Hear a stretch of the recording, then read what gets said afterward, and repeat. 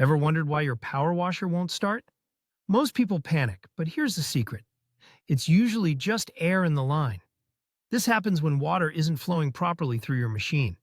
To fix it, disconnect your hose, point the nozzle downward, and pull the trigger for 30 seconds. This releases trapped air bubbles that are blocking water flow. But here's the crazy part. If that doesn't work, check your water inlet filter.